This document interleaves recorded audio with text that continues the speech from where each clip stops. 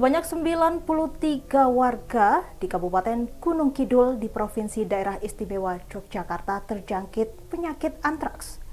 Data tersebut diperoleh melalui Kementerian Kesehatan melalui tes serologi melalui data dari Dinas Kesehatan setempat. Kepala Biro Komunikasi dan Pelayanan Publik Kementerian Kesehatan Siti Nadia Tarmizi pada Rabu 5 Juli 2023 mengatakan pihaknya masih melakukan penyelidikan epidemiologi dan ada 3 orang yang meninggal yang merupakan kasus pertama di tahun 2023. Lantas, bagaimana kronologis temuan kasus antraks di Gunung Kidul ini? Dinas Pertanian dan Kesehatan Hewan atau DPKH Gunung Kidul membuka kronologi terkait temuan kasus antraks di Pedukuhan Jati, Kelurahan Candirejo, Manu. Kepala Bidang Kesehatan Hewan DPKH Gunung Kidul, Retno Widyastuti menuturkan pihaknya baru mengetahui adanya kasus antraks dari keterangan warga. Menurut cerita tersebut, ada 3 sapi mati di pertengahan Mei 2023. 1 diantaranya sudah diminta untuk dikuburkan, sedangkan 2 lainnya tidak ditemukan.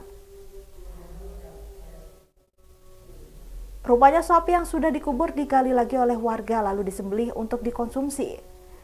Begitu juga 2 sapi lainnya yang juga mati mendadak dan ikut dikonsumsi meski tidak dikubur. Tim dari DPKH Gunung Kidul pun langsung bergerak cepat usai menerima laporan.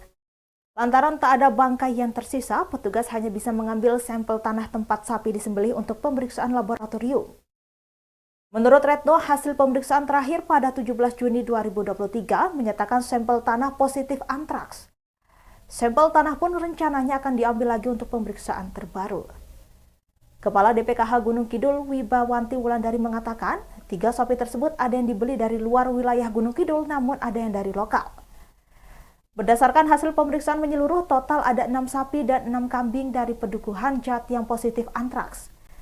DPKH Gunung Kidul langsung melakukan lokalisasi alias pembatasan pergerakan ternak dari Jati Gunung Kidul. Langkah ini dilakukan sejak 2 Juni 2023 atau setelah laporan temuan kasus diterima. Pihaknya pun mengintensifkan sosialisasi ke masyarakat terkait pencegahan antraks. Sosialisasi melibatkan perangkat setempat mulai dari Kapanewon hingga Pedukuhan. Wakil Bupati Gunung Kidul Heri Susanto menghimbau kepada warga untuk tidak mengonsumsi hewan ternak yang sakit dan mati. Masyarakat juga dihimbau untuk menjaga kebersihan karena penyakit hewan bisa dari mana saja. Sejauh ini sudah ada 3 orang meninggal dunia akibat antraks di wilayah Gunung Kidul, Daerah Istimewa Yogyakarta. Mereka yang meninggal rata-rata lansia dengan usia 70 tahun. Ketiganya mengalami gejala serupa yakni luka kering dan menghitam pada bagian tangan disertai bengkak di sekelilingnya.